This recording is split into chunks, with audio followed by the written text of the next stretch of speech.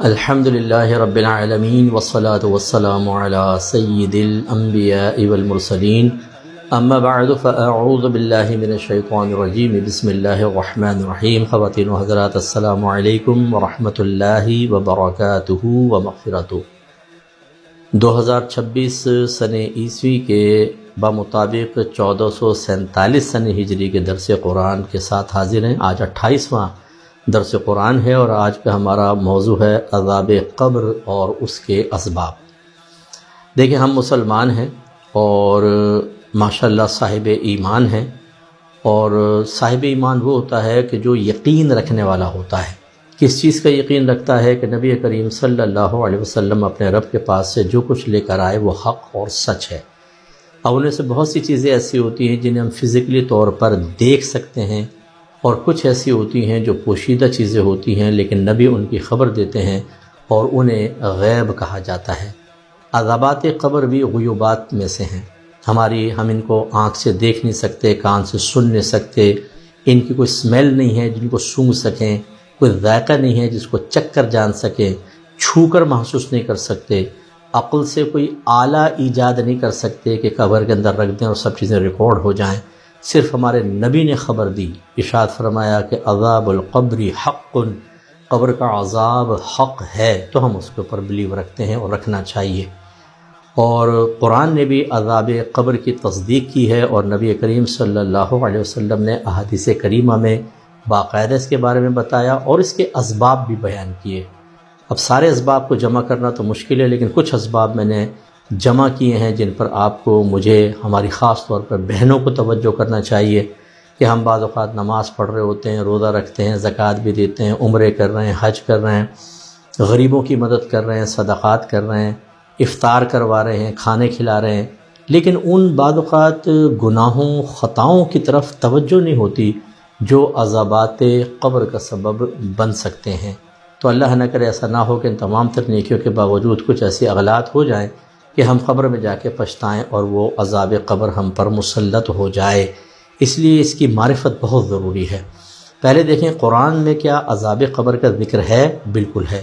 سورہ مومن آیت نمبر 46 میں جب فرعون غرق ہوا نا، تو اس کی فرعون اپنی قوم سمیت، تو ان پر عذاب قبر اسٹارٹ ہو گیا ہے. اللہ تعالیٰ فرماتا ہے کہ النار یعرضون علیہا غدوا وعشیا، آگ پیش کیے جاتے ہیں یہ اس پر دن میں اور رات میں، یعنی صبح اور شام انہیں آگ پر پیش کیا جاتا ہے.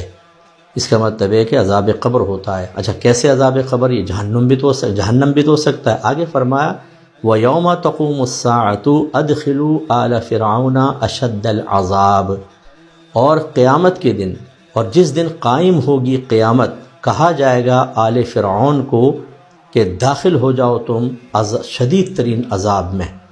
اس کا مطلب ہے، دیکھیں ابھی عذاب قبر ہو رہا ہے، قیامت ہوگی تو پھر ان کو کہا جائے گا اب شدید ترین عذاب میں جاؤ، یعنی جہنم میں جاؤ.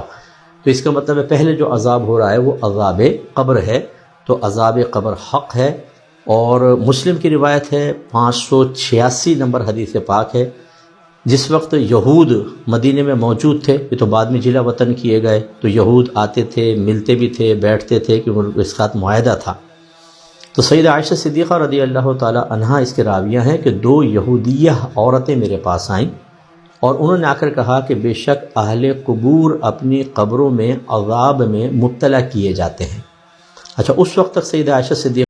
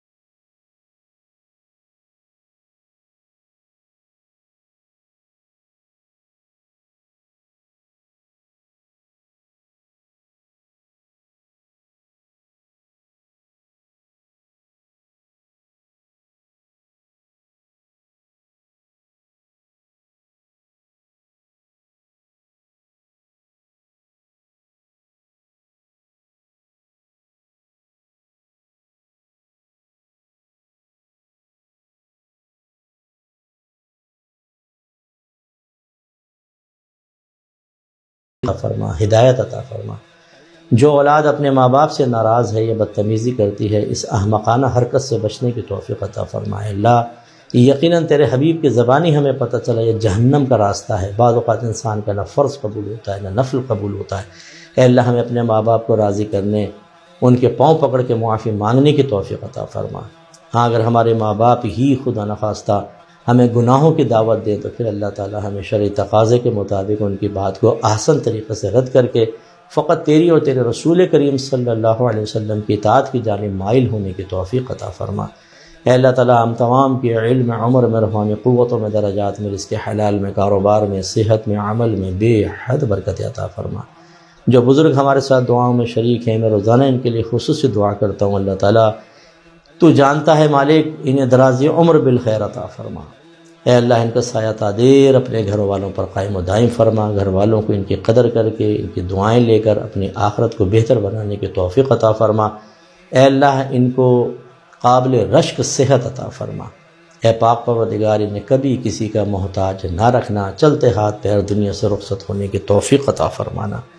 اے مالک و مولا، خصوصی طور پر میں دعا کرتا ہوں اپنے ان بھائی بہنوں کے لیے جو ہماری الفرقان اسکول اور اکیڈمی کے انتظامات، عالم اور مفتی بنانے کے سلسلے میں، اور خصوصاً ہماری بڑی اکیڈمی کی کنسٹرکشن میں، اسی طرح دینی کتابوں کی پرنٹنگ کے اندر ثواب جاریہ کے غرض سے ڈونیشن بھیجتے ہیں۔ اللہ تعالیٰ ان کی خدمات کو قبول فرما لے، ان خدمات کو ان کے تمام سابقہ گناہوں کا کفارہ بنا دے، بے شمار ہزار ہا نیکیاں عطا فرما، اپنی خصوصی رحمتیں برکتیں ان پر نازل فرما، ان کے درجات کو بلند فرما دے، کوئی خطائیں ہو گئی ہوں تو ان کا کفارہ بنا دے، انہیں عذاب قبر سے محفوظ رکھنا، بری موت سے محفوظ رکھنا، دنیا سے ایمان کے ساتھ عافیت کے ساتھ رخصت ہونے کی توفیق عطا فرمانا۔ اے اللہ انہیں مدینہ منورہ میں حالت روزہ میں جمعے کے دن شہادت کی موت عطا فرمانا اور جنت البقیع کا مدفن عطا فرما دینا۔ یا رب کریم انہیں میدان محشر میں اپنے حبیب کریم صلی اللہ علیہ وسلم کی زیارت و شفاعت نصیب فرمانا، سیدھے ہاتھ میں اعمال نامہ پل صراط پر ثابت قدمی عطا فرمانا۔ اے اللہ انہیں بھی ہمیں بھی تمام حاضرین کو جنت الفردوس میں اپنے حبیب کریم صلی اللہ علیہ وسلم کا پڑوس نصیب فرمانا۔ اے اللہ ہمارے ملک پاکستان کو استحکام عطا فرما، ہمیں ہر اندرونی بیرونی سازشوں سے محفوظ فرما۔ اے اللہ ہمارے اداروں کی حفاظت فرما، ہمارے ہر فوجی کی حفاظت فرما، ہمارے ہر پولیس والے کی حفاظت فرما، جو ہمارے ملک کی حفاظت پر معمور ہیں اللہ تعالیٰ ان کی حفاظت فرما، جو اس کی حفاظت کرتے ہوئے اخلاص سے شہید ہوئے اللہ ان کی شہادت قبول فرما، ان کے جتنے لواحقین ہیں متعلقین ہیں اللہ تعالیٰ انہیں صبر جمیل کی توفیق عطا فرما، اس صبر جمیل کو انہیں بھی اجر عظیم عطا فرما۔ صلی اللہ تعالی علی خیر خلقہ و نور عرشہ سیدنا و مولانا محمد وعلی آلہ وصحبہ اجمعین برحمتک یا ارحم الراحمین۔